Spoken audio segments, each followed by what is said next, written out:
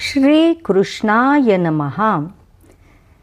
ध्यानयोगी जगाकडे कसा पाहतो ह्याचे वर्णन ह्या श्लोकात भगवंत करत आहेत. तो योगी प्रत्येक जीवात आणि प्रत्येक जीवामध्ये एकच परमेश्वर पाहतो. सर्वभूतस्थमात्मानं सर्वभूतानि चात्मनि ईक्षते योगयुक्तात्मा सर्वत्र समदर्शनः.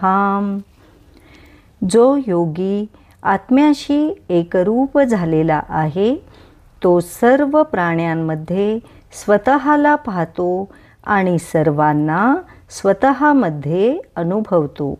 त्याच्या दृष्टीने कोणी परका नाही, कोणी वेगळा नाही. सर्वत्र तो एकच ईश्वर अनुभवतो. याचा अर्थ असा, खरी साधना म्हणजे बाहेरच्या भेदभावांना विसरून मी आणि तू या भिंती मोडणं. कारण अखेरीस सर्व जीव एकाच परमात्म्याचे अंश आहेत.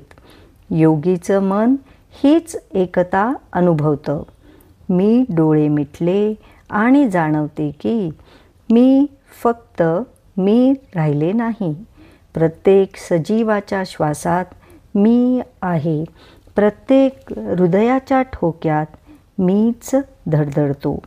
पक्ष्यांच्या पंखात, नदीच्या प्रवाहात, पानांच्या सळसळीत मीच हलतो आहे. परका कोण, आपला कोण, सर्वत्र मीच आहे. सर्व माझ्यात आहे. हा नाही एक विचार, हा आहे एक अनुभव.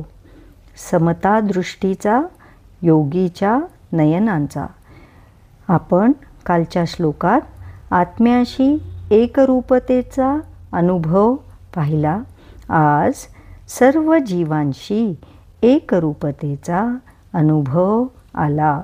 श्रीकृष्ण शरणं मम.